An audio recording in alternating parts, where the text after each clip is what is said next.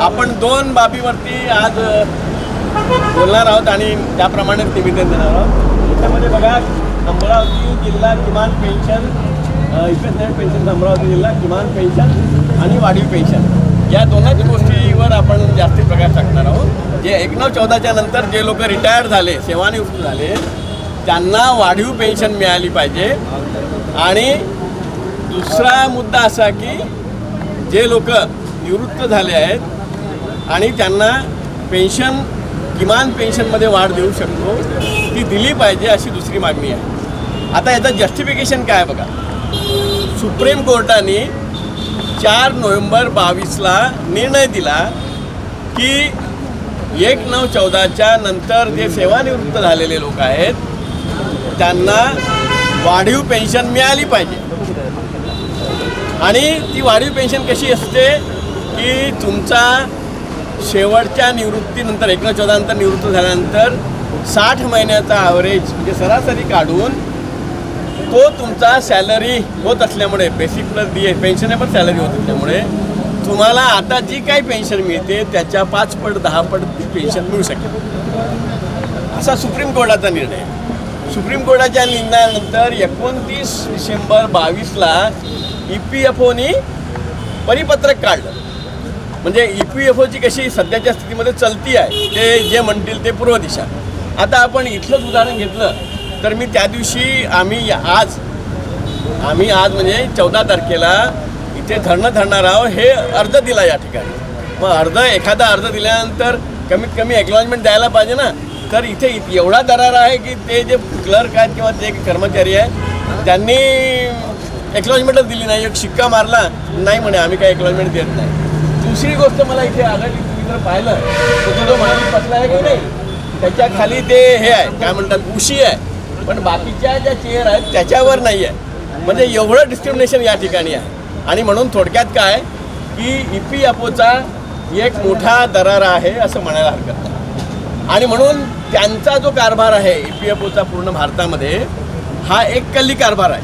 म्हणजे सोशल सामाजिक सुरक्षेसाठी जरी एम्प्लॉईज पेन्शन स्कीम 95 असली तरी त्याचे सूत्रधार EPFO आहे. म्हणजे एम्प्लॉईज प्रॉव्हिडंट फंड ऑर्गनायझेशन नवी दिल्ली, म्हणजे कर्मचारी भविष्य निधी संघटना नवी दिल्ली यांचा अप्पर हँड आहे. आणि हे जे म्हणतील तसं श्रम व रोजगार मंत्रालय त्याप्रमाणे काम करते. आता हायर पेन्शनचे आदेश निघाल्यानंतर हायर पेन्शनचे आदेश EPFOनी सर्क्युलर काढल्यानंतर त्यांनी प्रोसेस सुरू करायला पाहिजे. त्याप्रमाणे प्रोसेस सुरू केली आणि जुलै 23ला ती संपली आणि जवळपास 17 लाखाच्या वर अर्ज त्या ठिकाणी आले. मग आता 17 लाखाच्या वर अर्ज आल्यानंतर स्क्रुटिनी करून त्यांना पेन्शन लागू करायला पाहिजे होती. त्यांना डिमांड लेटर द्यायला पाहिजे होते आणि डिमांड लेटर देऊन तुम्हाला किती पैसे भरायचे आहेत, तुम्हाला पेन्शन किती मिळणार आहे आणि तुमच्या रिटायरमेंटच्या डेटपासून तुम्हाला किती एरियर्स मिळणार आहे, किती थकबाकी मिळणार आहे याचा संपूर्ण डिमांड लेटरमध्ये उल्लेख असायला पाहिजे होता. परंतु ते काय म्हणतात ते शुक्राचार्य धारीतील शुक्राचार्य जे आहे की नाही तशासारखे हे EPFO वागते. म्हणजे त्यांना द्यायचं नाही आहे म्हणून त्या धारीमध्ये काहीतरी जाऊन बसायचं आणि ती पाण्याची धार जी आहे ती बाहेर येऊच द्यायची नाही अशा प्रकारचं EPFOचं वक्तव्य आहे. आणि त्यांनी काय केलं की मग काय करायचं तर आक्षेप घ्यायचे. आक्षेप घेतले म्हणजे मग काय की ते लांबते. मग त्यांनी कुठला आक्षेप घेतला की तुमचा डाटाच आमच्याजवळ नाही आहे. म्हणजे 16/11/95 पासूनचा जो डाटा तुमच्या पगाराचा पाहिजे 1914 नंतर निवृत्त झालेला तो डाटाच आमच्याजवळ नाही आहे. आणि दुसरी गोष्ट कशी की जॉईंट ऑप्शन एम्प्लॉयर आणि एम्प्लॉयचं पाहिजे. जॉईंट ऑप्शन किंवा तुमचा पगार जो आहे तो सिलिंग लिमिटपेक्षा म्हणजे 5,000 जो पहिले सिलिंग लिमिट होता 16/11/95 पासून तर 2001 पर्यंत, 2001 पासून ते 31/8/14 पर्यंत 6,500 आणि 1914 पासून जवळपास 15,000 रुपये. तर हा जो आहे तर याच्यापेक्षा जास्त तुम्ही जर कॉन्ट्रीब्यूट केलं तरच तुम्हाला तो पेन्शन हायर पेन्शन किंवा वाढीव पेन्शन मिळते. मग त्याच्यासाठी तुम्ही जॉईंट ऑप्शन एम्प्लॉयर आणि एम्प्लॉयचा पाठवला आहे का ही प्रोव्हिजन आहे. आपल्या एम्प्लॉईज प्रॉव्हिडंट फंड स्कीम 52मध्ये प्रोव्हिजन आहे की जर तुम्हाला जास्त पगार पाहिजे म्हणजे जास्त तुम्हाला कॉन्ट्रीब्यूट करायचं असेल तर त्या ठिकाणी एम्प्लॉईचा मालकाचा आणि एम्प्लॉईचा जॉईंट ऑप्शनचा फॉर्म 26(6) प्रमाणे भरून दिला पाहिजे.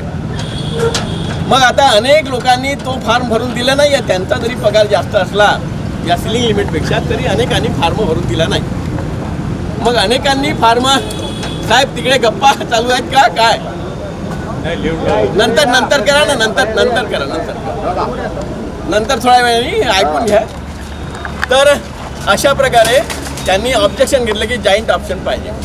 आता आपण जर विचार केला त्यांचेच असे सर्क्युलर आहे की जर आपला जो CPF आहे हा बेसिक प्लस DAच्या 12% आहे म्हणजे अर्थातच ह्या सिलिंग लिमिटपेक्षा जास्ती आहे आणि त्याच्यामुळे तुमच्याजवळ ही माहिती आहे आणि म्हणून तुम्ही पुन्हा जॉईंट ऑप्शन मागायची गरज नाही असं त्यांचंच सर्क्युलर आहे. तरीसुद्धा जवळपास 17 लाखापैकी 15 लाखाच्या जवळ आहे जवळपास किती 15,02,705 अर्ज अजूनही त्यांच्याकडे प्रलंबित आहे. म्हणून काय की म्हणूनच आजची जी मीटिंग आहे त्यासाठीच आहे की अनेक संघटना या ठिकाणी आल्या, त्यांनी आंदोलन केली, त्यांना आश्वासन मिळालं. पहिलं आता काय आश्वासन नेहमीच देतात. जेव्हा मी पाहिलं की लोकसभेत राज्यसभेमध्ये आपण भेटलो की ते खासदार त्या ठिकाणी प्रश्न मांडतात परंतु त्याचं उत्तर काय येते हे बघतच नाही आणि बसून जातात आणि ते हवेतच फिरते आणि त्याच्यानंतर पुढे काही होत नाही. आणि म्हणून ही आपली जी संघटन शक्ती आहे त्या संघटन शक्तीच्या भरोश्यावरच आपल्याला या सर्व गोष्टी करायच्या आहेत. आणि म्हणून आपली पहिली मागणी आहे की जे हायर पेन्शनसाठी एलिजिबल आहे त्यांचे डिमांड लेटर त्यांना किती पेन्शन मिळणार आहे किती थकबाकी मिळणार आहे याचे पत्र या एका महिन्यामध्ये आले पाहिजे. नाही आले तर अमरावतीतूनच आपण आमरण उपोषणाची आता तारीख नाही सांगत आहेत पण आमरण उपोषणाची आपण तयारी करणार आहोत. म्हणूनच खास मुद्दा म्हणून आज मीटिंग घेतलेली आहे. दुसरा मुद्दा आहे की मिनिमम पेन्शनचा फार असं मोठा हा मुद्दा आहे. मिनिमम पेन्शनचं चार्ट या ठिकाणी आहे बघा. म्हणजे 1,000 पेन्शन जे आहे ती 36,48,000 लोकांना मिळते. त्याच्यानंतर 1,500 रुपये 18 लाख लोकांना मिळते आणि 2,08,68,000 लोकांना मिळते. आणि जर हे पाहिलं तर आपल्याला दिसेल की आपण जे काही कॉन्ट्रीब्यूट केलं आहे म्हणजे 16,11,95 ते 2001 5,000 रुपये प्रति इयर. त्याच्यानंतर 2001 ते 31/8/14 6,500 प्रति इयर आणि नंतर 1 पासून तर रिटायरमेंट होईपर्यंत 15,000 रुपये प्रति इयर ही जमा केलं आहे. आपलं काय म्हणणं आहे की जे आम्ही कॉन्ट्रीब्युशन केलेलं आहे त्याच्या गुणोत्तरात आम्हाला पेन्शन मिळाली पाहिजे. त्यांचं काय म्हणणं आहे याच्यावरती EPFOचं की it is a defined contribution आणि डिफाईन्ड बेनिफिट. म्हणजे कॉन्ट्रीब्युशन हे ठरलेलं आहे आणि पेन्शन पण ठरलेली आहे. पेन्शनेबल सॅलरी इंटू पेन्शनेबल सर्व्हिस भागीला 70 या फॉर्म्युल्याने. तर आपलं काय म्हणणं आहे की तुम्ही आमचे जे पैसे आहेत त्या पैशाच्या गुणोत्तरामध्ये तुम्ही त्या ठिकाणी आम्हाला पेन्शन दिली पाहिजे. हा जो फॉर्म्युल्याप्रमाणे जी पेन्शन ठरलेली आहे कोणाला 1,500 कोणाला 2,000 कोणाला 2,500 कोणाला 3,000 तर ही पेन्शन कमी आहे आणि पेन्शनवरती व्याजाच्या तुलनेत फार कमी करतो. बघा पेन्शन जी आहे हे 14,444 कोटी पेन्शन वितरण होते एका वर्षामध्ये. 2022-23ची ही पोझिशन आहे म्हणजे 14,444 कोटी आणि व्याज किती होते 51,985 कोटी येते. म्हणजे जवळपास 3.5 पट जे आहे ते व्याज वाचते. आणि आपलं काय म्हणणं आहे की तुम्ही तुमच्या प्रिन्सिपल अमाऊंटला हात नका लावू. आमचं जे काही व्याज तुम्हाला येते जवळपास याच्यामध्ये 7,80,308 कोटी आहे आणि त्याच्यावरती जो काही व्याज मिळतो जवळपास 51,985 कोटी. तर या व्याजातूनच आम्हाला पूर्ण द्या आणि जर ह्या व्याजातून जर रक्कम दिली तर जी काही आपली 7,500ची मागणी आहे तर याच्यातूनच व्याजातूनच जवळपास 5,731 रुपये ते लिहिलं आहे मी. 5,572 रुपये किंवा 5,731 रुपये मी जे काढलं त्याप्रमाणे आपल्याला मिनिमम पेन्शन मिळू शकते. म्हणजे ज्यांना ही जी कमी पेन्शन मिळते त्यांचा जो प्रॉब्लेम आहे मी असं सर्वे बघितला की जवळपास 78% जे आपले पेन्शनर्स आहेत ते आपल्या मुलावरती आणि मुलीवरती डिपेंडंट आहे. आणि कोणत्याही ज्येष्ठ नागरिकाला असं वाटते की आपण कोणावरती डिपेंड असायला नको. आपल्याजवळ आपला पैशाचा सोर्स झाला पाहिजे आणि त्याच्याप्रमाणे आपण जीवन कंठित केलं पाहिजे, जीवन जगलं पाहिजे, अशा प्रकारे एक सर्वेमध्ये आहेत. आणि जर आम्ही 75% मुलावरती डिपेंड असू तर हे जे आमचं मिनिमम पेन्शन आहे त्याच्यामध्ये वाढ झालीच पाहिजे. आम्ही तुम्हाला काही जास्त पैसे मागत नाही, आमच्याच व्याजातून पैसे द्या असं म्हणतो. आणि त्याच्यामध्ये बघा दुसरा एक मुद्दा EPFO काय काढतं, त्यांनी तिथे जागी म्हणून सेंट्रल प्रॉव्हिडंट फंड कमिशनर आहे, तिने काय पत्र पाठवलं की ॲक्च्युअली रिपोर्ट जो आहे, ॲक्च्युअली म्हणजे तुमच्या त्या फंडचं एक पिट सायलेंट तुमच्या फंडचं त्या ठिकाणी व्हॅल्युएशन होते आणि व्हॅल्युएशन झाल्यानंतर फंडचं जे व्हॅल्युएशन आहे ते फंडचं व्हॅल्युएशन झाल्यानंतर मग त्याचं काय म्हणणं आहे की ॲक्च्युली असं म्हटलं आहे की हे जी योजना आहे ही योजना ही डेफिशिटमध्ये आहे आणि नुकसानीत असल्यामुळे हे तुम्हाला वाढीव आपल्या किमान पेन्शन देता येत नाही. परंतु त्यांचेच रिपोर्ट असं सांगतात की ही किमान पेन्शन ही जी आहे यामध्ये कुठल्याही प्रकारे डेफिशिट आलेलं नाही, कुठल्याही प्रकारे आर्थिक नुकसान झालेलं आहे, त्यांचेच रिपोर्ट आहे. आणि म्हणून आपण म्हणतो की ह्या जो किमान पेन्शन आहे या किमान पेन्शनमध्ये ही वाढ झाली पाहिजे. आता कसं आहे की जवळपास पेन्शनर्सची संख्या जी आहे ही वाढत चालली आहे, परंतु त्याचप्रमाणे कॉन्ट्रीब्युशन देणाऱ्याची संख्या वाढत चालली आहे. जवळपास कॉन्ट्रीब्युशन देणारे जे सदस्य आहेत ते 7,56,57,259 एवढी संख्या आहे आणि प्रत्येक वर्षाला वाढत जाते. आणि सेंट्रल गव्हर्नमेंटनी अशी धारणा केलेली आहे की यामध्ये जेवढे मेंबर्स वाढतात तेवढा रोजगार वाढतो, अशी त्यांची धारणा आहे. मग याला जर तुम्ही इतकं महत्त्व दिलं की जे मेंबर्स या ठिकाणी वाढणार आहेत त्या प्रमाणात रोजगार वाढते, तर कमीत कमी किमान पेन्शन जी आहे ती 7,500 रुपये आम्ही वाटतो आहोत, ती किमान पेन्शन आपल्याला मिळाली पाहिजे अशी एक अपेक्षा आहे. आणि या सर्व गोष्टी जर मिळाल्या नाही तर आपण एक आंदोलन करणार आहोत, आमरण उपोषणाचं. हे याच्यानंतर आपण तारीख ठरवू. दुसरा एक मुद्दा असा होता की ह्या दोन्ही गोष्टी ह्या प्रत्येक ठिकाणी झाल्यात. मध्ये राष्ट्रीय संघर्ष समितीची जी बैठक या निर्मला सीतारामन फायनान्स मिनिस्टरसोबत झाली त्यावेळेला निर्मला सीतारामनसोबत झाली त्यावेळेला तिने असं म्हटलं की जर प्रपोजल आलं EPFOचं तर आम्ही तुम्हाला ते मान्य करून देऊ. परंतु EPFO मगाशी सांगितल्यामुळे युनिडायरेक्शनल एकाच दिशेने चालण्याचा त्यांचा कार्यक्रम असतो आणि ते निगेटिव्ह आहेत आणि म्हणून त्यांचा निगेटिव्ह ॲटिट्यूड संपला पाहिजे आणि त्यांनी प्रपोजल त्या ठिकाणी पाठवलं पाहिजे फायनान्स मिनिस्टरकडे, सो दॅट आपलं मिनिमम पेन्शन त्या ठिकाणी वाढेल. आणि दुसरी गोष्ट काय की आता हा EPS 95 जो कायदा आहे त्याचं परिवर्तन EPS 23 होणार आहे. त्यांनी एक समिती गठीत केली, त्या समितीमध्ये काय रिपोर्ट आहे हे आपल्याला बघणं गरजेचं आहे. आणि म्हणून आपण जोपर्यंत जिवंत आहोत, जोपर्यंत आपल्याला पेन्शन मिळते तोपर्यंत या प्रश्नाकडे विशेष लक्ष देणं हे आपलं काम आहे आणि त्या प्रमाणात आपण विशेष लक्ष दिलं पाहिजे. याच्यासाठीच आपण या ठिकाणी एकत्रित जमलेलो आहोत आणि हे आंदोलनाचा हा पहिला टप्पा. आंदोलन भरपूर झाले परंतु यांचं लक्ष नाही, म्हणून आपण प्राईम मिनिस्टरला पत्र लिहिलेलं आहे, त्याच्यानंतर सेंट्रल प्रॉव्हिडंट फंड कमिशनरला लिहिलं आहे आणि आजसुद्धा ह्या सर्व गोष्टीचा समावेश करून आपण हे निवेदन जे आहे EPFOला देत आहे आणि ते निवेदन यांच्या थ्रू देऊन ते सेंट्रल प्रॉव्हिडंट फंड कमिशनरला ते पाठवायचं आहे. आणि म्हणून सर्वांनी कोणी असा विचार करू नये की खूप संघटना झालेल्या आहेत, शेवटी त्यांचा पर्पज एकच आहे. फक्त काय असते की जास्त दिवस झाले की तो इगो निर्माण होतो आणि इगो हा शब्द जो आहे EGO हा इगो हा शब्द फार वाईट आहे आणि म्हणून कोणालाही इगो याच्याबद्दल होऊ नये, त्यांनी जमिनीवरच राहिलं पाहिजे असा एक आपला संकल्प आहे.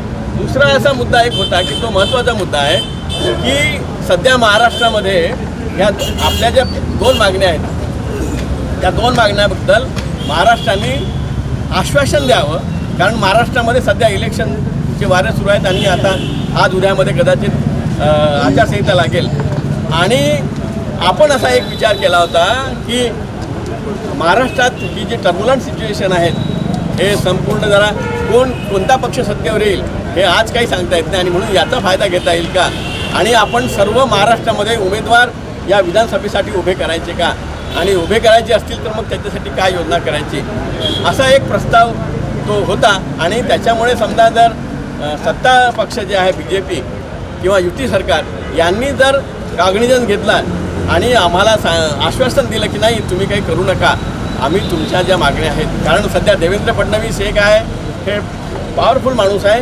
इवन इलेक्शन कमिटीमध्ये, दिल्लीच्या इलेक्शन कमिटीमध्ये ते एक सदस्य आहेत, म्हणून त्यांचा व्हेटो कदाचित चालू शकतो असा एक आभास आमच्या मनात निर्माण झाला. आणि त्या आभासातून किंवा त्या कल्पनेतून आपल्या या ठिकाणी महाराष्ट्रात उभे करायचा असा एक प्रेस कॉन्फरन्स घ्यायची आणि त्याचा काही परिणाम होतो का देवेंद्र फडणवीसांवर आणि ते काही आपला कॉग्निझन्स घेतात का, हा विचार करण्याचा एक प्रस्ताव होता.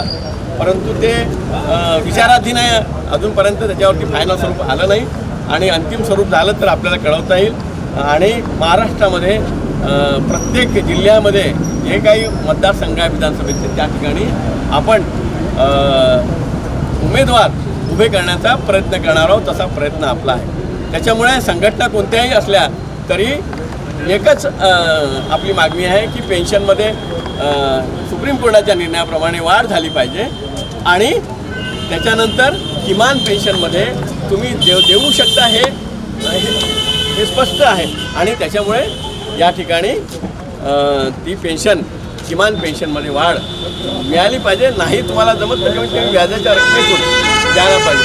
आणि दुसरी गोष्ट असं आहे की आपलं कॉन्ट्रीब्युशन 8.33% होतं आणि सेंट्रल गव्हर्नमेंटचं कॉन्ट्रीब्युशन हे 1962 पासून 1.16% आहे. आपलं म्हणणं आहे की 61 वर्ष झाले तरी तुम्ही मात्र कॉन्ट्रीब्युशनमध्ये चेंजेस केले नाहीत. हालाकी रिकमेंडेशन आहेत कमी तुम्ही 1.16 आहे तर त्याचं कमीत कमी 4% 5% तरी करा, म्हणजे त्या ठिकाणी फंड चांगला निर्माण होईल आणि त्या फंडातून किमान पेन्शनमध्ये वाढ होईल. कारण आपलं सर्वांचं वय जवळपास 70-75च्या जवळपास गेलेलं आहे आणि प्रत्येक माणसाचं आयुष्य जे आहे हे सर्वेमध्ये असं आहे की 70 वर्षाचं एक किमान आयुष्य आहे. आणि 70 वर्षानंतर समजा जर आपल्याला डिमांड नोट आली की एवढे तुमचे पैसे भरायचे आहे आणि आपण उद्या जर गेलो परलोकात तर मग ते जो पैसा आपण भरणार आहोत तो पैसा असाच वाया जाईल.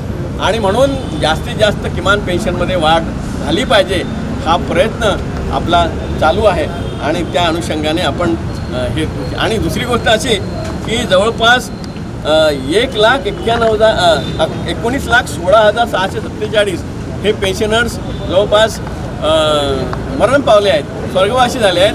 आणि विधवा पेन्शन या 19,16,647 लोकांना मिळाली. जवळपास हे जे पेन्शनर्स आहेत 75 लाख इथे जे आहे त्याच्यापैकी जवळपास 25.4% जे आहेत ते विडो पेन्शन आहे, विधवा पेन्शन किंवा विधूर पेन्शन हे त्यांना मिळते आहेत. आणि हे सर्व असताना आपल्याला अर्थातच या सर्व गोष्टी यांच्यापर्यंत पोहोचवल्या पाहिजे, त्यांच्या कानावर घातल्या पाहिजे आणि आपला राग त्यांच्या प्रती व्यक्त झाला पाहिजे, निषेध व्यक्त झाला पाहिजे. आणि म्हणूनच आज जी मीटिंग आहे, आज जे आपलं धरणं आंदोलन आहे हे त्यांच्या या 2 गोष्टीसाठी की तुम्ही वाढीव पेन्शनमध्ये चालढकल करताय आणि किमान पेन्शन मंजूर करत नाही आहे. आणि या 2 गोष्टीसाठी आजची जी बैठक होती किंवा आजचा जो निषेध आहे तो त्याकरता आहे. तेव्हा आपण सर्वजण या ठिकाणी उपस्थित झालात त्याबद्दल मी सर्वांचे आभार मानतो. कारण असं होतं की सध्याच्या वयोमानानुसार लोकांची उपस्थिती व्यवस्थित राहील की नाही, परंतु तुम्ही साथ दिली, सर्वजण आलात या ठिकाणी उपस्थित झालात, वेळात वेळ काढून आपला वेळ या ठिकाणी दाखवला. आता समोरच्या स्थितीमध्ये जेव्हा आमरण उपोषणाची या ठिकाणी नोटीस जाईल, अर्थात ती केव्हा नोटीस द्यायची ते अमरावतीला मिटिंग घेतल्यानंतरच ते आपण ठरवू. तर पुन्हा एकदा धन्यवाद. एक असं आहे की गम की अंधेरी रात में दिल को न बेकरार कर, गम की अंधेरी रात में दिल को न बेकरार कर, सुबह जरूर आएगी, सुबह का इंतजार कर. तर आपण पुन्हा वाट बघूया आणि आपले जे आंदोलन आहेत किंवा आपला जो काय म्हणतात गतिरोध आहे किंवा प्रतिरोध आहे तो कायम ठेवूया आणि आपली शक्ती वाढवूया. अशीच जेव्हा आम्ही हाक देतो तेव्हा आपण या ठिकाणी किंवा कोणत्याही ठिकाणी आम्ही मिटिंग बोलवली तर कोणत्या संघटनेचा, या ठिकाणी आपण फक्त लिहिलं आहे की EPS पेन्शनर्स अमरावती जिल्हा.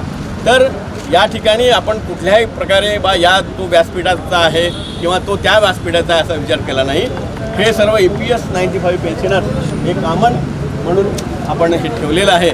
तेव्हा कृपया कुठलाही गैरसमज करून घेऊ नका आणि अशीच एकी दाखवा आणि अमरावतीच्या माध्यमातून आपल्याला काही मिळेल. कारण 75 लोकांचा प्रश्न आहे, फार 75 लाख लोकांचा प्रश्न आहे आणि अनेक गोष्टीमध्ये त्यांची विटंबना होत आहे. म्हणजे आपल्या मुलांकडून म्हणा किंवा आपल्या नातेवाईकाकडून म्हणा किंवा आपल्या आप्तेष्टाकडून म्हणा असे अनेक असे लोक आहेत की त्यांची विडंबना होत आहे आणि त्यांच्यापासून त्यांना वाचवण्यासाठी आपण सर्वजण सहाय्य करूया. एकमेका सहाय्य करू अवघे धरू सुपंत असं काहीतरी आहे ना, तर त्याप्रमाणे आपण एकमेकांना सहाय्य करूया आणि कोणाची कुठलीही काही प्रॉब्लेम असला, कोणाची तब्येत बिघडली, आजकाल आपण संवाद साधत नाही, ते संवाद साधायला पाहिजे, एकमेकांना विचारायला पाहिजे, माहिती द्यायला पाहिजे, जेणेकरून जेवढा काही या 24 तासामध्ये जेवढा काही 2 मिनिटाचा 5 मिनिटाचा वेळ मिळेल तो त्यांच्यासाठी खर्च करता येईल आणि आपण आपलं जे म्हातारपण आहे किंवा रिटायरमेंटनंतरचं जीवन आहे हे आनंदित जगण्यासाठी मी सर्वांना शुभेच्छा देतो आणि इथेच थांबवतो. धन्यवाद. आवाज दो, हम सब एक हैं, हम सब एक हैं, हम सब